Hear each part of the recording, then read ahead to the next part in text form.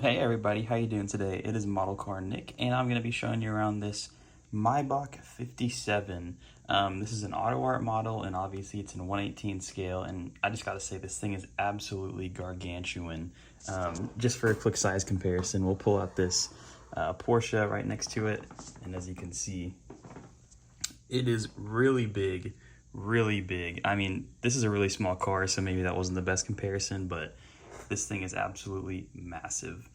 So we'll start up front and take a look around this model, but let's talk about the spec first, actually. So this is kind of like a maroon, brown. I think it's more of a maroon color. It's a little bit red, but it looks really nice. It's got this kind of gold, kind of two-tone paint along the side of it on kind of a tan interior with some chrome wheels. So it looks really stunning.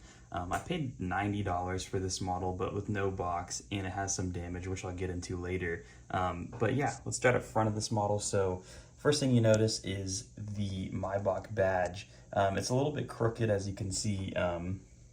So you gotta watch out for that when you're looking at these models, because these are easily kind of broken. Sometimes these things even fall off, but you can't adjust it.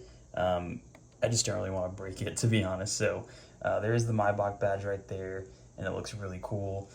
They did a really good job on the grille of this model. As you can see, you can actually see through it. Autoart usually is known for, not doing these plastic fillers behind the grille. So also a fully opening model, so we'll get into some of those details in a little bit. But yeah, that's kind of the front of this model, and take a look at these headlights. So really good detailing in there. You can see these little surroundings, kind of these edgings around the headlights, and then you can see the turn signals over there. The reflector is right there, and it looks really nice. So absolutely stunning job on the headlights of this model.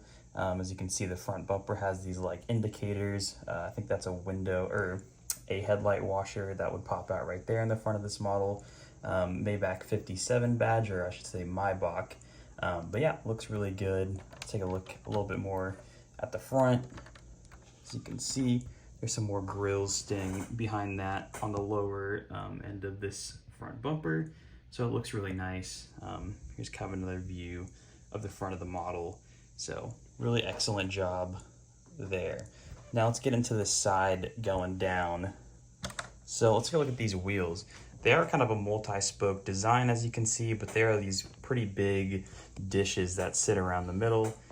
Again, the Maybach logo sitting right there in the center wheel cap, and you can't really see the rotors behind there, but it looks like they're just regular rotors, nothing really too crazy. But there is two brake calipers on this model. So there's one right here, as you can see, and it's finished in black, and then there's another one at this upper corner of the model. So a lot of braking power on this car to stop it, but they emulated that pretty well in this model. So looking down the side of it still, you have this kind of chrome accent line that follows kind of the lower trim of this model. It's kind of hard to see, but it is there. And then obviously the split design of this kind of gold that goes down the model. So it looks really good, but nothing really too much to see on the side of this model. The windows are surrounded again in that kind of chrome design. And then here are the mirrors right here. As you can see, there's kind of a turn signal indicator right here on the side, so it looks really nice. The door handles themselves kind of have the chrome finish around each upper and lower part of the door. Looks really good. As you can see, there's a bit of chip painting, or a bit of like paint chips on the side, because I think most people are inclined to open the doors this way, and that kind of damages the paint. So just be careful when opening this model.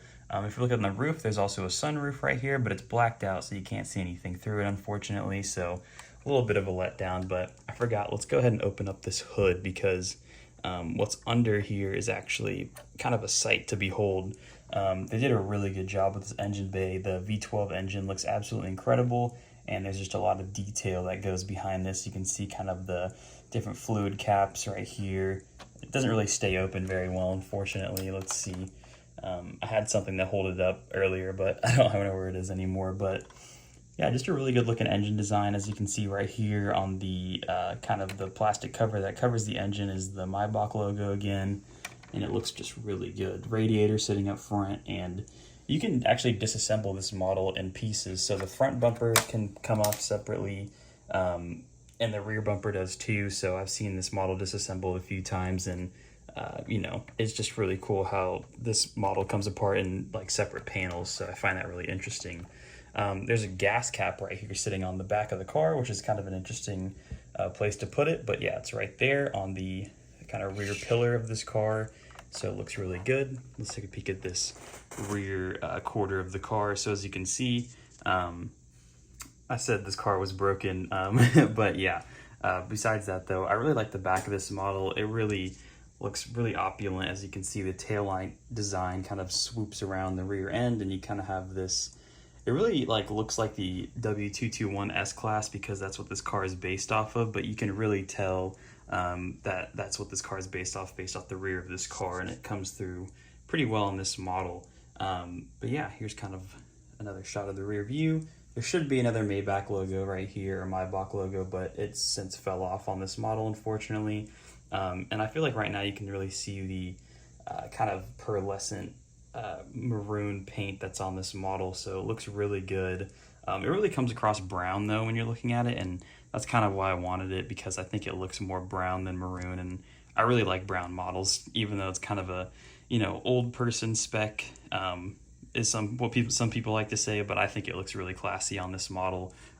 If you look down here though, you don't see any exhaust tailpipes, which is really interesting because they actually sit below this section of the car, I believe. So you don't see any exhaust pipes, unfortunately. So that's kind of the exterior. Let's take a look at the trunk because it does open pretty nicely, and as you can see, it's got a lot of trunk space in this model, and kind of some chrome detailing right here on the back of the inside of the trunk, which is pretty signature on all Mercedes models. They have this kind of chrome accent right there. So the carpet is, the rear is finished in carpet, as you can see, and there is a little net right here on the side of the model, which is pretty cool. But yeah, that's kind of the trunk. And we'll go ahead and close that up and take a peek at this interior real fast. So let's open up these doors, and like I said, it'd be better to not open up your doors that way with your fingers because you're more inclined to chipping the paint. But as you can see, a really spacious interior with a lot of wood trim all over the place. But let's start up here in the back seats. As you can see, there's these TVs sitting in the back of the headrest, kind of have this wood grain finish alongside of it, so I think that looks really cool. The wood kind of continues on the center console around the back where the AC units would be, which is really nice. Seat belts, obviously, and then you kind of have this rear, the center console thing sitting in the middle of the car, and it also has this wood that goes down around it, and then right here as well. I don't think you can open up this little compartment, but that would be kind of cool if you could.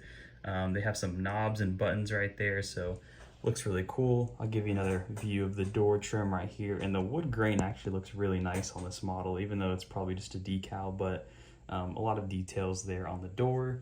So we'll go ahead and close that up and take a look at the front. So kind of the same trim style on the doors up here, so I won't really go into too much detail there, but as you can see, there's kind of this chrome lining that goes around the door, which looks really nice.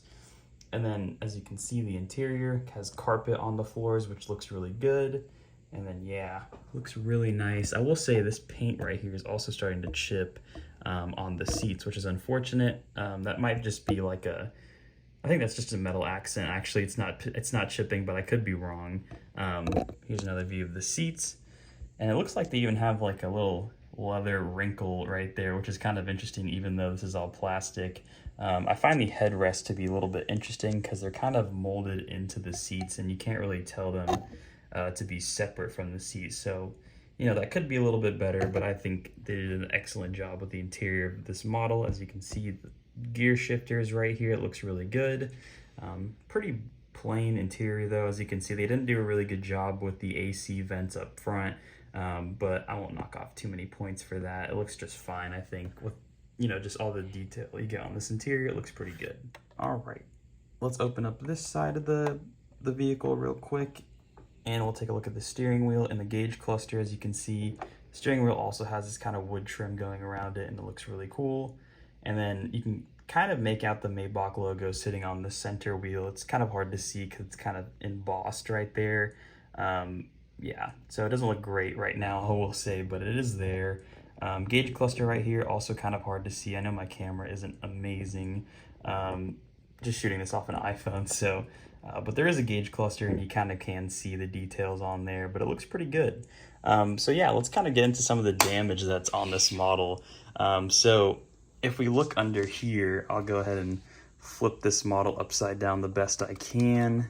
It's pretty heavy, and I don't want to break anything. So here's kind of the undercarriage of this model. As you can see, kind of a rear kind of tire, I think, thing that would go down there. You can see the exhaust pipes that go around everything. Looks pretty good, and there's a suspension work down here in the front. Looks pretty good. I think these are actually on springs potentially, so they're not, but it would be cool if it was there. You can kind of see the transmission right here. Yeah, it looks really good behind or underneath this model, but like I said, this model was damaged, so this is one thing to be careful with some of the Autoart models, is that this bit can actually break off of like what holds it in place. So this wheel kind of just sits freely and is broken, unfortunately, but it does display nicely as long as you put it in the right position. But both of these are actually broken off, so a little bit unfortunate. But I think you could repair these. It just would be pretty tough to do because you'd have to glue both these sides in, and then I don't think the model would be able to turn its wheels anymore, unfortunately. So kind of a letdown, and I think something that's really easily broken, because I have another Autoart model that's broken in the same fashion. So a little bit unfortunate, but you know, you get what you pay for, even though I might have overpaid for this model a little bit. As you can see, this wheel just absolutely flies all over the place, but you can set it down properly, and it does sit in the right position if you fix it correctly. So as you can see, it looks like nothing's even broken, but that is a pretty major issue on this model that I have. There's also a crack in the rear bumper right here. As you can see, there's a hole. These are super fragile models. It's all plastic back here on the rear bumper and the front bumper, so you can break those pretty easily, and this was damaged in shipping, obviously, because there was no box. So yeah, I kind of got paid a little too much for it, which is, you know, unfortunate, but I really like this model, so I'm just happy to have it, and it looks pretty good just looking at it at this angle. So yeah, that's kind of this Maybach or Maybach review. I know I keep saying it the wrong way. I'll probably get teared apart in the comments for saying that below. But yeah, I think it looks pretty good. Overall, though, I think this model deserves to be at least a 9 out of 10. You know, obviously I pointed out some of the details in the interior that I think could have been a little bit better. But overall, I mean, the engine bay, the quality of the paint, looks absolutely incredible. This model is just really easily broken. So you just have to be careful when getting one of these. But yeah, I think it's totally worth it if you can find a clean one. And I highly recommend it if you're a fan of the Maybach 57 like I am. So let me know what you guys think about this model in the comments below, and I'll see you in the next video. Take it easy, guys. Bye.